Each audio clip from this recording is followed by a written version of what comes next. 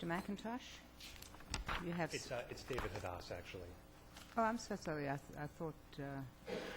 anyway. We're splitting our time. Okay, I've just reversed the order, but you still have 7.5 minutes. Thank you. David Hadass on behalf of the Division of Unemployment Assistance. The appeals court, Your Honors, erred by adopting an overly rigid and cramped definition of the word file. To file is not... In fairness to the appeals court, hadn't we pretty much given them guidance on that? The appeals court relied on a brief discussion in this court's decision 2 years ago in the Falmouth case. That discussion, because the statute at issue there did not contain the word file, that discussion I would submit is dicta, but we also don't shy away from what the court said in Falmouth. Okay. It said that generally, use the word generally, to file means physical receipt of the papers by the recipient. And generally, yes, that is true, but in some circumstances it's not true.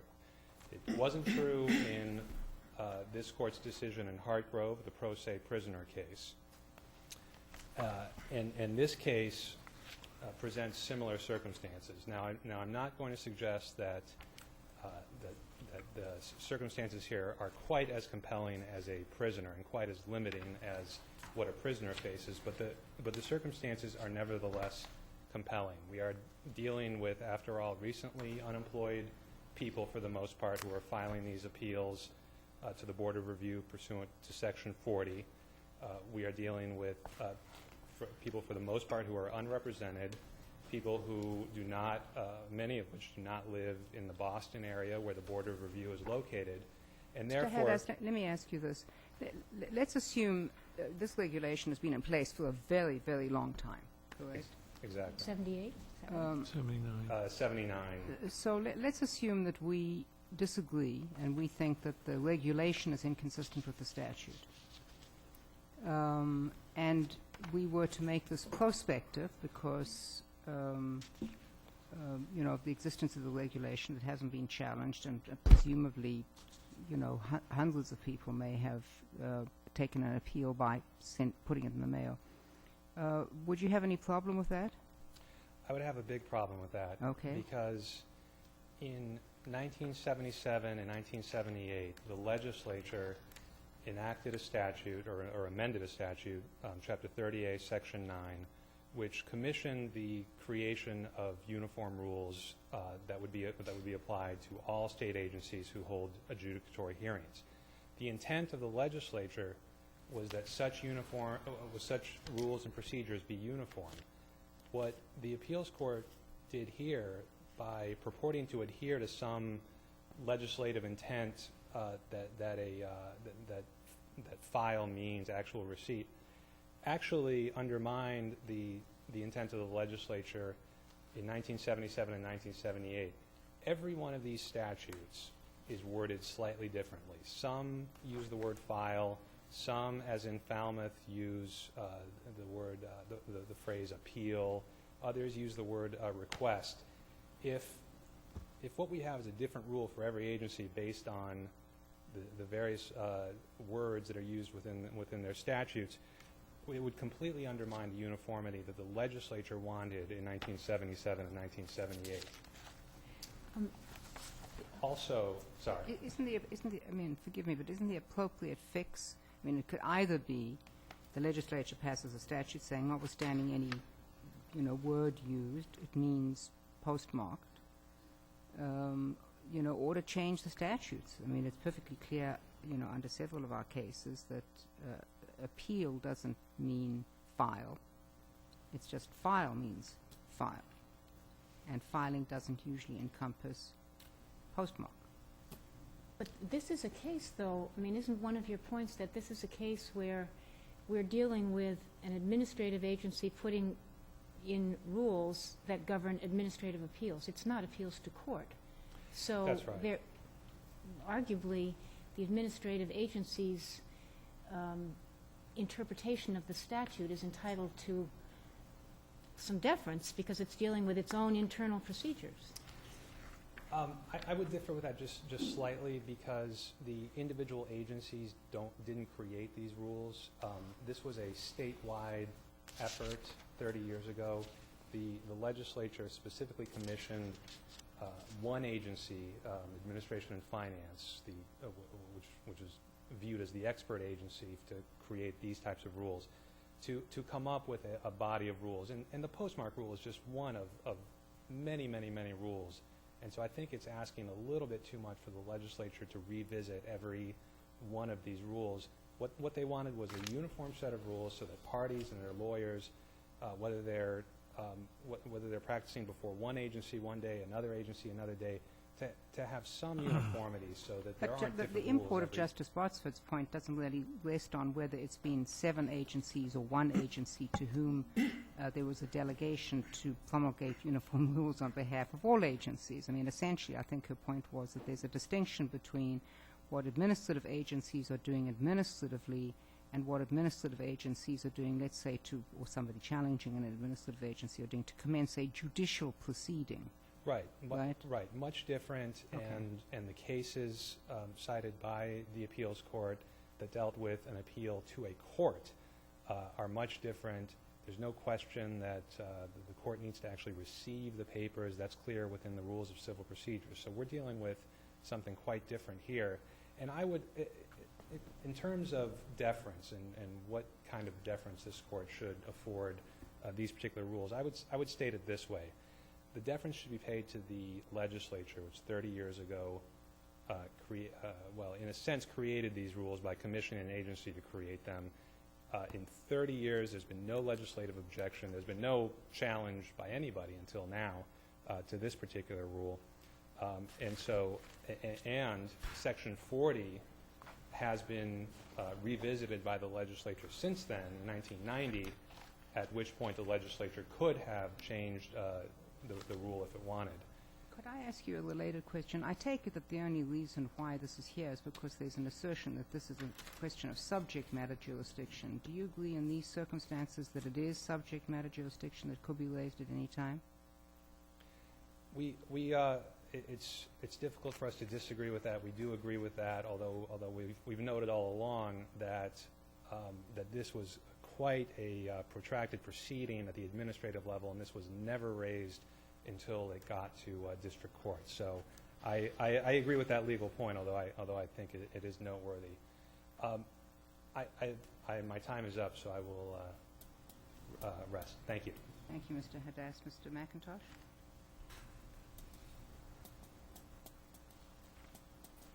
Thank you. I'm Rick McIntosh, and I'm appearing for Robert Hickey. I mainly intend to talk about the practical effects and the importance of the postmark rule to claimants. But let me add a couple of points on the construction issue first, if I may. One is that the board actually adopted a postmark rule in 1972, before the adoption of the standard rules. So it's been in place over 35 years. Well, and the statute was reading the same all the way through. That's right. That's correct. And I think that some deference is due to the board because the board did adopt this rule on their own before the standard rules, and also because agencies have some ability to opt out of the standard rules if they have individualized circumstances that would justify different rules, and they have chosen not to do that. And I think that decision is due some deference. Let me also note that there are at least 2 other states that have faced this precise issue. And we cite the cases in our brief, the Messina case from Iowa and the First National Bank and Fort Myers case from Florida. They both dealt with cases where a statute said in an unemployment context, an administrative appeal had to be filed by a certain date, and in both of those cases the agency had promulgated regulations promulgating a postmark rule for the timeliness. Mr. McIntosh, when was this actually received in hand? 34 days after receipt of the letter? I believe it so was. It was 4 days. It was a Patriots' Day holiday in there, though, I think.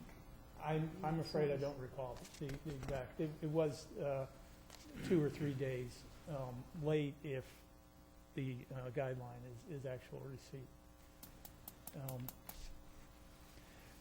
Do people who are seeking these kinds of benefits even know where they have to, if we didn't have the postmark rule, is it generally known where they would file? Courthouses are everywhere, correct? Yes, that's correct, and the Board of Review is only in Boston. So it means that people from all over the Commonwealth, have to come into Boston if we were to disagree with you. There's only a very small percentage of appeals that are actually hand-filed at the board. The vast majority, for claimants, the overwhelming majority are mailed. For employers filing appeals, it's about half mail and half fax, which is one of the reasons that this rule is particularly important to claimants, because they depend entirely on the mail. For an employer who's faxing in the appeal, it doesn't make any difference which rules apply. It's sent at the time it's received. But for claimants who constitute about 2/3 of the appellants in these cases, they are all mailed in, essentially. Claimants, also win a larger percentage of their cases than employers do, significantly larger, 21% as against 8%. So the board is a very important protection for claimants. And it's really necessary because there are so many subjective terms that are used in the statute that's being applied. A claimant who left work doesn't leave voluntarily if they leave for a compelling personal reason. Compelling is a very subjective word. And that's a sort of judgment that needs to be reviewed by the Board of Review and needs to have a single source there to give direction to the agency on what's going to be considered compelling and what's not going to be considered compelling. And the same with terms like willful misconduct. Misconduct is a fairly subjective, and willful certainly is.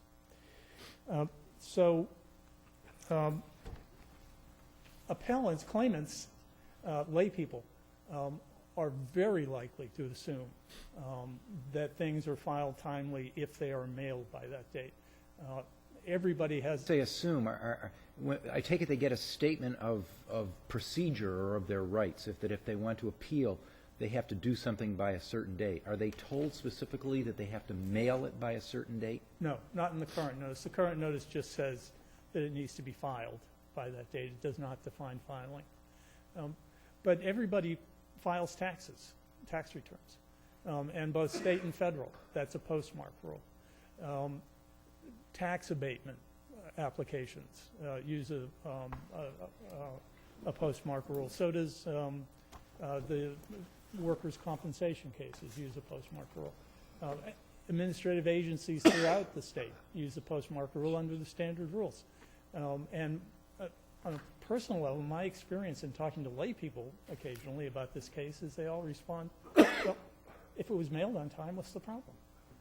I think that's a very common assumption, and it's reinforced by the fact that in unemployment appeals, the first step in the appeal is subject to the postmark rule because it's subject to the standard rules, and there's nothing in the statute that says it needs to be filed. So the first step... And the second step is subject to the actual filed rules. That's where the word where you filed go to is the used district in the court. statute on the request for review by the board.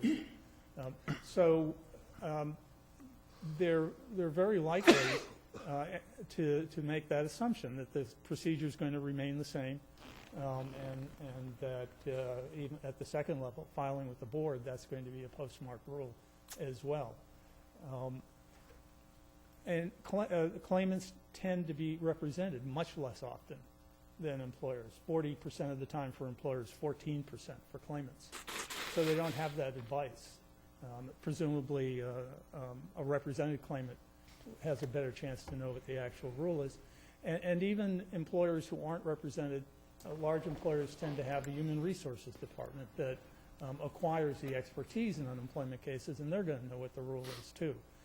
So the postmark rule really levels the playing field really takes out of it the lack of certainty as to when something's going to be delivered, and the increased amount of time you have to leave for mailing that falls differentially on claimants. Thank you, Mr. McIntosh. Well, you've got a few more seconds. I thought What you do were I have, about finishing. 10 seconds? Well, I don't think I can. Thank you very much. Thank you. I apologize. I thought you were finished. Is it Mr. Cleany? Good morning. Good My morning. name is John Crenny, Cleany. and I appear for Pavian Inc. I can sympathize with the comments of Mr. McIntosh as to the common conception or perception that the postmark rule may be a rule of some universal application. The difficulty, however, is that we are met with the statutory language and the use of the word file. And we recall that in this court's decision concerning the town of Falmouth and the Civil Service Commission, that the phrase in issue in Falmouth was appeal in writing, a phrase which this court construed to be ambiguous. And due to the finding of ambiguity in the term appeal in writing, this court considered that the agency, the Civil Service Commission, could interpret that phrase appeal in writing to mean something other than physically file. The difficulty here is that we are met with the word file, F-I-L-E, in General Laws, Chapter 151A, Section 40, and I suggest it is difficult to construe the word file to be ambiguous or murky or vague or opaque. What about the filing of tax returns? Different statute. No, I Does it use understand. the The one's word looking to file? the word as to whether there's any ambiguity. I agree that when one says that one has filed his tax return and he means that he put it in the mail, that dilutes the normal meaning of the word file, and it transfers to every man the suggestion that file means mail, when Pavian suggests that file means physically deliver. there are statutes, though, are there not, where the legislature has said file with the court or file with somebody or another? This one just True. says file, just Simply plain says file, simply file, that's right. So we make the case a little closer, but Well, the other two cases that play into this are Garrett, and that says filed in the appropriate district court, or in the district court, and Harper, and that says by an action commenced in court within 30 days. So they're completely distinguishable, it seems to me. Would you Well, agree? yes, our statute speaks of the Board of Review and uses the word file. Just says file with the Board of Review. It doesn't. It just says file for review by the Board of Review. doesn't Filed it? for a review by decision by the Board of Review. That's what it says, yeah. It does, so I And would, then, so if somebody says, what does file mean? They go, and there it is in the postmark regulation.